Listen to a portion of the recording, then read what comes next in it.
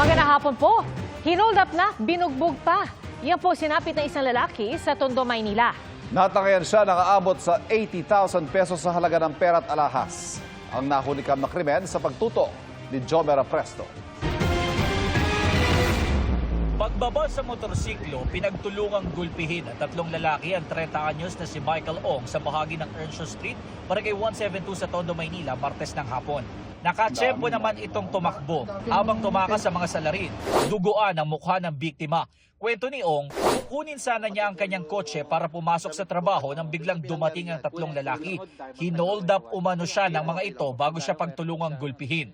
Kinuha po sa akin yung alahas ko po na nagkakalaga ng 65,000 and then yung pera ko pong 18,000 mahigit po. Habang binubugbog po nila ako, nakita ko po yung alahas ko nakalaglag. Tapos kinuha po nung isang suspect. Sumisigaw po sila, yung bag kalkali mo, yung bag kalkali mo.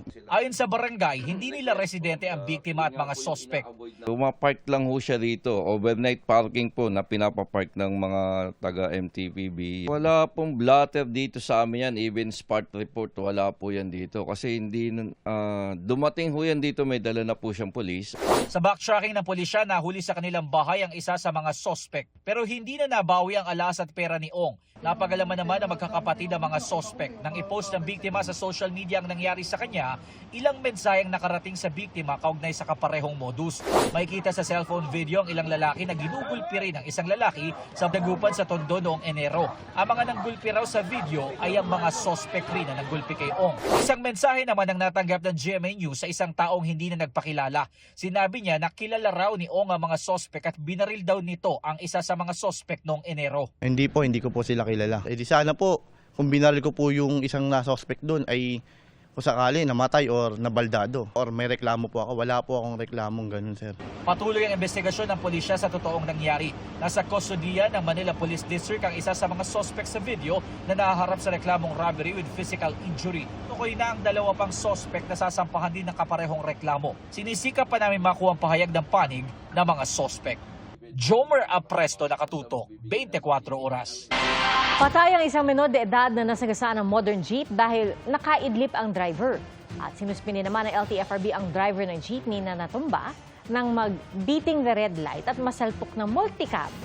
Ang mga disgrasya sa probinsya tinutukan ni Katrina Son. Nang magpang-abot ang multicab at pampasaherong jeep na iyan sa isang intersection sa Cebu City, tumagilid ang jeep sa lakas ng impact. Ang pasaherong nakasabit sa multicab na pababa at namilipit sa sakit. Ligtas ang dalawang tsuper, pero may ilang pasaherong nasugatan. Nabukol akong ulo niya kung ano, kanasya kanang kuwan, gali kanang kasabaw niya. Kaya nakuhan man siya, nabuhian man na mo siya. Ang akong soldera man, dislocate. Ayon sa isang pasahero, nagmamadaling umandar ang jeep kahit wala pang go signal. Sinuspindi ng LTFRB sa loob ng 30 araw ang driver ng natumbang jeepney dahil sa pag-andar kahit naka-red light. Ang operator naman pinagpapaliwanag kung bakit hindi ito dapat bawian ng prangkisa at pinasusuko ang lisensya ng tsuper at ang plaka ng jeep. Sinusubukan pang makuha ang kanilang panig. Naglalakad naman sa gilid ng kalsada ang grupo ng kabataan na iyan nang mahagip ng humaharurot na modern jeep ang isa sa kanila. Namatay sa ospital ang 14 na taong gulang na babaeng biktima. Base sa investigasyon, nakaidlip ang tsuper at hindi napansin ng biktima. Wala pang pahayag ang driver na hawak na ng Cebu City Police. Ang ina ng biktima, desididong maghabla.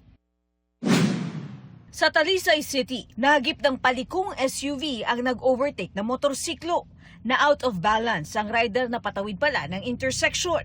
Nagkaareglo naman ang dalawang panig.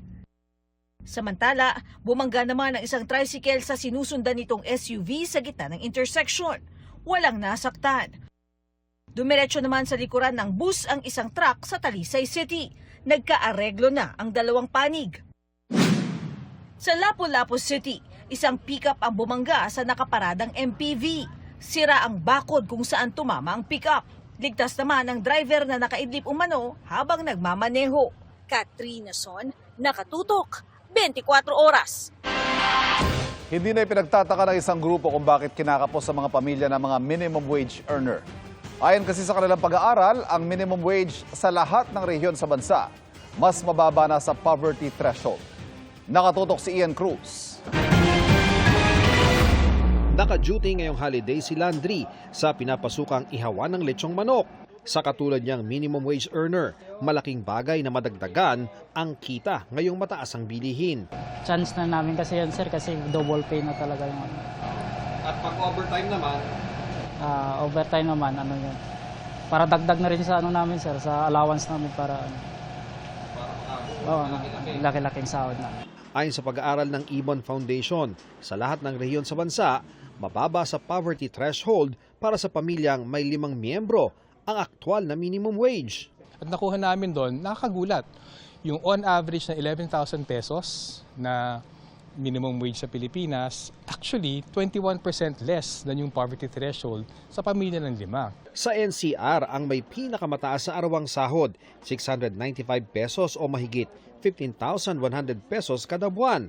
Pero mas mababa ito sa 15,713 pesos na monthly poverty threshold para sa isang pamilya na may 5 miyembro sa Metro Manila base sa 2023 data ng Ibon Foundation. Katunayan, 9 sa 17 rehiyon sa bansa ang mas mababa sa national average wage rate na 10,981 pesos. Sa kanilang tayag gamit ang Family Living Wage Formula na itinigil daw ng DOLE noong September 1989, ang dapat daw na daily wage ay halos 1,300 pesos. Dapat lamang bugin ng wage boards, dapat lamang magpatupad ng national minimum wage na right now, 1,277 pesos to be exact. Noong Marso pa lamang yan, hindi pa ito buong bumibuelo yung pagtaas ng presyo ng bilihin dahil dun sa oil price shock. Sinusubukan naming kunan ng pahayagang DOLE tungkol dyan pero wala pa silang tugon sa ngayon. Pero para sa Employers Confederation of the Philippines, mahirap yang ipatupad, lalo't hirap na rin ang maraming maliliit na negosyo. The problem is, even without the crisis, micro-industries natin are always struggling. Lalo pa ngayon, hindi nila kaya yung cost. Madali sabihin, madali magpayo ng gano'n. Sino magbibigay? Saan manggagaling yung pera? Ang mga wage board, nire-review na ang mga nakahaing wage hike petition sa buong bansa. Ian Cruz, Nakatutok, 24 Oras. Idineklara ni US President Donald Trump na terminated o tuluyan ang nagwakas ang giyera ng Iran at alyansang Amerika-Israel. Sa isang liham na ipinadala sa congressional leaders nitong Biyernes, sinabi ni Trump na walang naging palitan ng putok sa pagitan ng Amerika at Iran mula nang ipatupad ang ceasefire. Yan po ay sa gitna ng paglaps ng 60 days na legal na panahon kung kailan maaaring maglunsad ng military action ang US President sa ilalim ng War Powers Resolution of 1973 ng Amerika. Maaari namang pahintulutan ng US Congress na bigyan siya ng 30 days na extension kung kinakailangan. February 28 na magsimula ang giyera at dapat tapos na ito kahapon May 1. Samantala, nitong Biyernes, nagsumiti umano ang Iran ng panibagong proposal para sa negosasyon sa Amerika pero agad itong tinanggihan ni Trump. Nag-radio challenge ang Philippine Coast Guard sa barko ng China Coast Guard na patuloy ang pagbuntot sa civilian mission ng Pilipinas na patungo sa Pag-asa Island. Nakatutok si Bon Aquino. Sa ikatlong araw ng paglalayag ng MV Kapitan Felix Oca patungong Pag-asa Island para sa 4th Civilian Mission to the West Philippine Sea, nakabuntot pa rin ang China Coast Guard vessel sa loob ng ating exclusive economic zone. Habang papalapit kami sa Pag-asa Island, wala pa namang interaction sa amin ang China Coast Guard vessel na yan. Pero kung sakali, sabi ng atin ito coalition, ay nakamonitor naman sa amin ang Philippine Coast Guard. More than 24 hours na nating kasama yung Chinese Coast Guard vessel. Parang siya na yung nag-escort sa atin mula Manila hanggang Pag-asa Island at talagang sinusubukang i-shadow at takutin tayo. Pero as our fellow Filipinos can see and China can see, tuloy-tuloy lang tayo. Binatikos ng Chinese Embassy ang atin ito. Sa mga nagdaang taon, paulit-ulit daw sa mga ganitong mapag-udyok na aktibidad ang koalisyon na pinalalabas na pagprotekta ito sa ating soberanya. Pero hindi sila nagtagumpay. Tugon dito ng atin ito.